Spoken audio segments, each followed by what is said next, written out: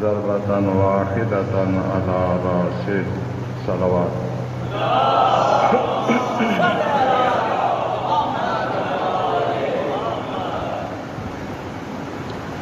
سب سے پہلے یہ دعا کہ خداوند متعال آپ کی تمام مومنین و مومنات کی، حاضرین و غائبین کی تمام نیک کوششیں اپنے بارگاہ میں منظور و مقبول فرمائے.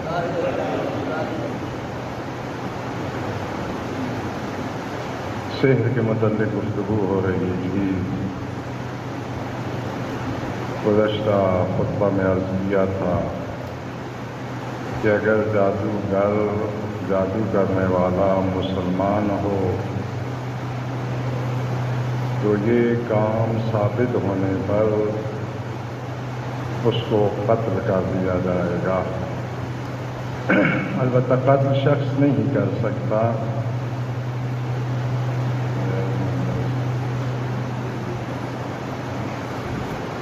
قتل قاضی ہی کے حکم سے کیا جائے گا.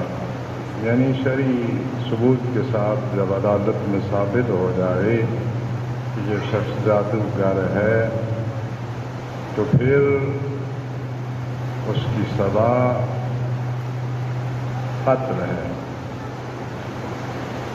اور اگر جادوگر غیر مسلم ہو تو اسے قتل نہیں کیا جائے گا، اسے تعزیر یا کوئی اور سزا دی جائے گی. تو خود سرکار دو عالم صلوات اللہ علیہ سے یہ سوال کیا گیا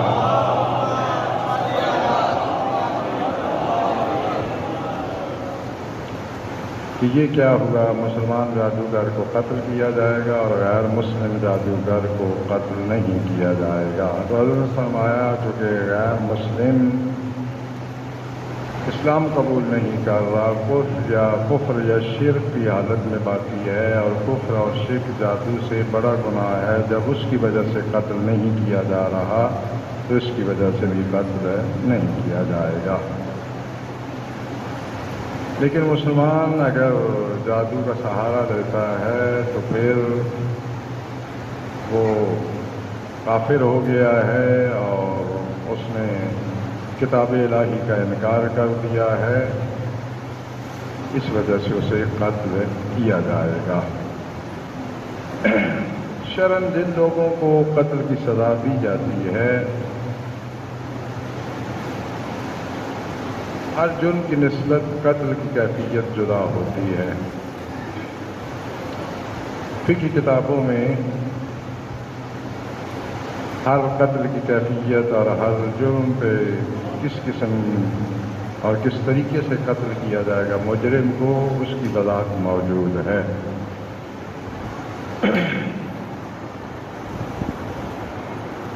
جادوگر کو قتل کرنے کا طریقہ جو حضرت علیہ السلام سے مروی ہے اور حدیث مبارکہ میں وارد ہوا ہے، یہ ہے کہ اس کے سر میں تلوار کا ایک وار کیا جائے گا، ایک ہی ضرب لگائی جائے گی جس سے اس کا کام تمام کر دیا جائے گا.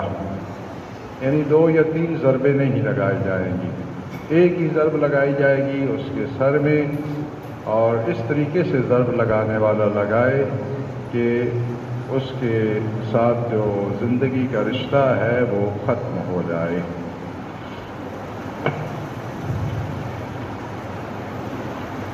جادو جب حرام ہو گیا تو اس پہ کمانا بھی حرام ہے، کیونکہ جب ایک کام شریعت میں حرام ہوتا ہے تو اس پہ کمائی کرنا بھی حرام ہوتی ہے. حرام چیز پہ کمائی جائز نہیں ہو سکتی. آج کل کا مزاج یہ ہے کہ بڑے فخر سے لوگ کہتے ہیں کہ میں تو اپنے بچوں کو حلال کھلا رہا ہوں، بڑی محنت کرتا ہوں. صرف محنت کرنے سے کوئی چیز حلال نہیں ہوتی، ورنہ جو خواتین بدکاری کرتی ہیں وہ کم محنت کرتی ہیں. جو انسان جا کے کسی کو قتل کرتا ہے خفیہ طریقے سے وہ کم محنت کرتا ہے. وہ بھی محنت کرتا ہے. محنت کرنے سے کوئی چیز حلال نہیں ہوتی. یہ جو ایک ہمارے معاشرے میں اپنی طرف سے گھڑ دیا گیا ہے دین کا ایک سبق کہ جناب بڑی محنت کرتا ہوں بچوں کو حلال کھلا رہا ہوں. اچھا جو چوری کرنے جاتا ہے یا ڈاکہ ڈالنے جاتا ہے وہ کم محنت کرتا ہے کہ جب سارے آرام کر رہے ہوتے ہیں بیچارہ اس وقت وہ جاگ رہا ہوتا ہے. پھر وہ پہلے دیواروں میں سوراخ کرتے تھے چوری کرنے کے لیے، تو اب دیوار سے سوراخ کرنا اس طرح کہ اس کی آواز سے لوگ جاگے بھی نہیں، یہ آسان کام ہے.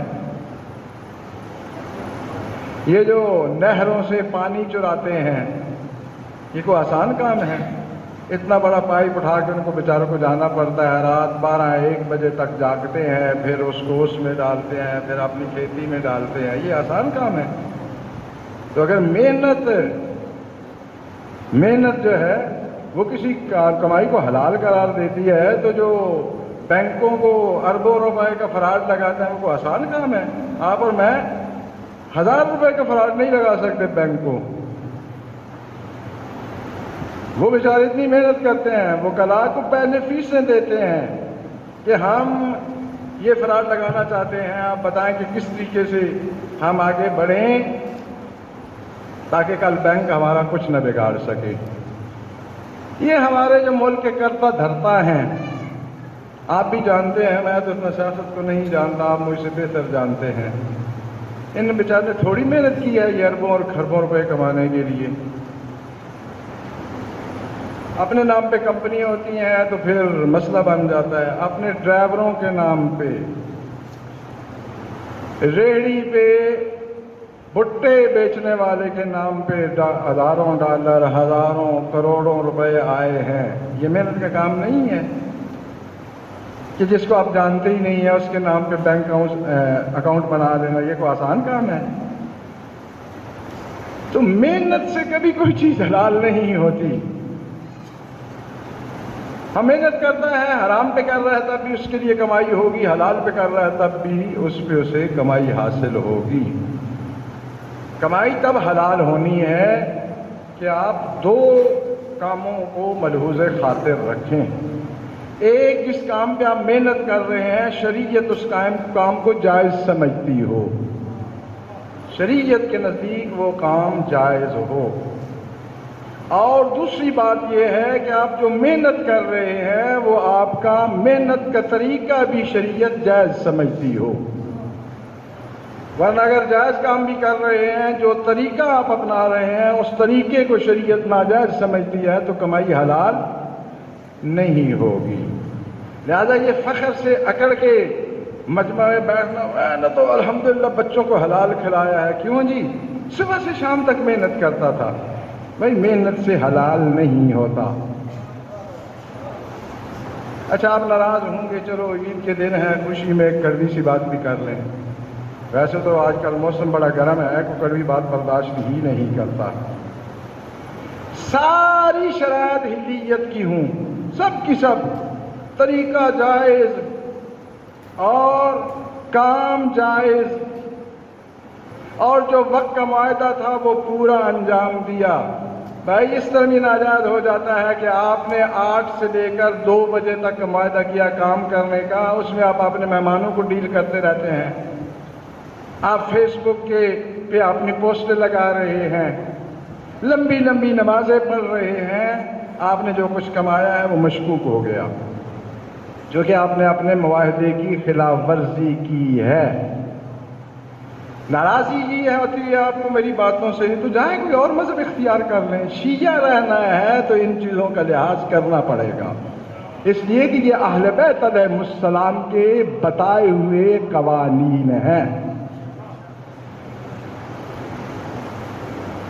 تو صرف محنت کرنے سے کبھی حلال نہیں ہوتا. محنت کی، صحیح کام پہ کی، ساری شرائط پوری تھیں، اس کے باوجود بسا اوقات کمائی حرام ہو جاتی ہے. وہ کیسے؟ جب اس میں اللہ کی جو واجبات ہیں وہ ادا نہ کیے جائیں تو پھر مسئلہ مشکوک ہو گیا. ہمارے ایک استاد معظم فرمایا کرتے تھے خمس کی بات خارج ان سے میں نے پڑھا ہے، تو وہ کہتے تھے کہ بسا اوقات لوگوں میں ایسا ہوتا ہے، یہ بات سن لینا، جو نماز پڑھ رہے ہیں ان کے پاس تو بہانہ ہے نا کہ انہیں سننے کی ضرورت نہیں ہے، جن کے پاس یہ بہانہ نہیں ہے انہیں کہہ رہا ہوں۔ وہ کہتے تھے کہ جو لوگ خمس نہیں نہ دیتے، ایک دن آتا ہے کہ ان کی پوری کمائی میں، پورے گھر میں، پوری دولت میں صرف ان کا بدن اپنا ہوتا ہے، باقی سارا کچھ خمس والوں کا ہو چکا ہوتا ہے۔ تکلیف دہ بات ہے نا، اس لیے کہ جس دن سے اس نے کمانا شروع کیا اس وقت سے خمس والوں کا حق اس کی کمائی میں آ گیا۔ اپنا تو وہ خرچ کرتا رہا ہے، ان کا آج تک دیا ہی نہیں ہے، ان کی مقدار بڑھ رہی ہے۔ ایک دن آئے گا پورے کا پورا مال خمس والوں کو ہو گیا ہے، یہ صرف صاحب اپنا جسم لے کے اس میں پھر رہے ہیں۔ تو پھر مجھے بتایا جب مال ہی سارا خمس والوں کو ہو گیا ہے تو اس سے آپ بچوں کو حلال کھلا رہے ہیں، کھلا رہے ہیں، حلال کھلا رہے ہیں۔ بس یہ نخرے اور یہ لغو سی بات کہنا چھوڑ دیں، میں نے تو حلال کھلایا، بڑی محنت کی ہے۔ حلال کھلانے کا شوق ہے تو حلال کام پہ محنت کریں اور حلال طریقے سے محنت کریں، اور اس کمائی میں جو اللہ کے واجب کردہ امور ہیں ان کو انجام دیں۔ باقی جو بچ گیا ہے اب حلال ہے، یہ کھلا رہے ہیں، تو پھر اس میں فخر کی بات نہیں ہے، پھر اس کا شکر ادا کرنا چاہیے جس نے توفیق دی ہے کہ میں اپنے مال کو حلال رکھ سکوں۔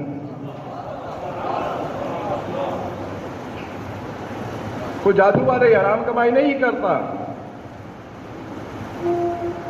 یہ مسلمان معاشرے میں اب ہو سکتا ہے کہ مجھے اگلے 2 ہفتے میں وارننگیں بہت آئیں، دولت مندوں کے خلاف بولنا تو بڑا مشکل کام ہوتا ہے، بہت مشکل کام ہوتا ہے، اور عوام ماشاءاللہ شعوری اتنی بلندی پہ ہوتی ہے کہ دولت مند تو اگر بدعت بھی ایجاد کر دے تو کہتے ہیں ماشاءاللہ آج تک ہم مجالس سنتے رہے ہیں، ایسا ماحول نہیں دیکھا ہے۔ یعنی مجھے تو شرم آتی ہے بسا اوقات جب دیکھتا ہوں کہ جو شادیوں اور خوشی کے موقع پہ پوفا شوفا پتہ نہیں کیا کیا نکل آئے ہیں وہ لگائے جاتے ہیں، وہ مجالس پہ لگے ہوتے ہیں۔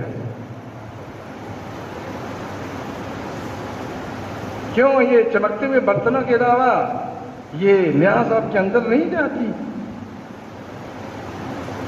شرم کریں۔ عزاداری کا مطلب ہے کہ آپ غمزدہ ہوں۔ جن بڑے بڑے سیٹوں پہ جا کے بیٹھ کے عزاداری کیا آپ کھانا کھا رہے ہیں، دیکھا ہے کہ اس کی عزاداری کے ساتھ مناسبت ہے؟ میرا موضوع کچھ اور تھا، وقت نکل جائے گا، چونکہ ایک جمعہ اور بھی پڑھانا ہے اس سے پہلے، محرم سے پہلے، انشاءاللہ بعد میں کر لیں گے یہ باتیں۔ میں صرف یہ عرض کر رہا ہوں کہ صرف یہ نہیں ہے کہ اگر کوئی حرام کام کرتا ہے تو اس کی کمائی حرام ہے۔ پہلی دوسری تیسری صف میں عبادت کرنے والے اس کو نشانہ بنا کے شروع کر دیں، آئینہ دکھائیں، اوہو مولانا نے کہہ دیا یہ تو حرام کمائی کرتا ہے۔ بھائی دوسرے کی جنت کی فکر کرنے سے پہلے اپنے گربان میں جھانک لو۔ اگر اس سے بدتر آپ بچوں کو حرام کھلا رہے ہیں، آپ کو کیا حق پہنچتا ہے کہ دوسرے کی نسبت زبان درازی کریں؟ بس اگر جادو کرنا حرام ہے تو اس پہ کمانا بھی حرام ہے۔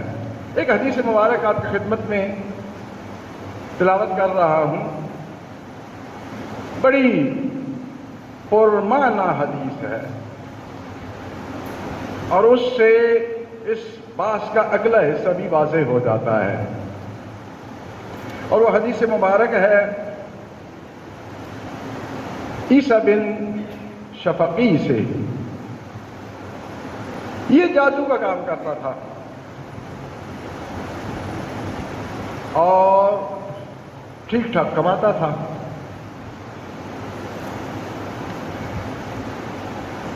گیا حج کرنے کے لیے. وہاں امام صادق علیہ السلام بھی موجود تھے.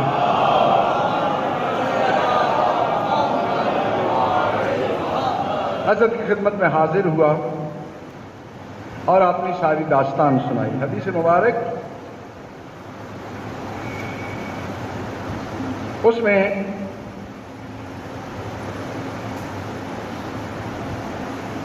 یہ ہے کہ کان ساحرا یاتیہ الناس، یہ شخص جادوگر تھا اور لوگ اس کے پاس آتے تھے.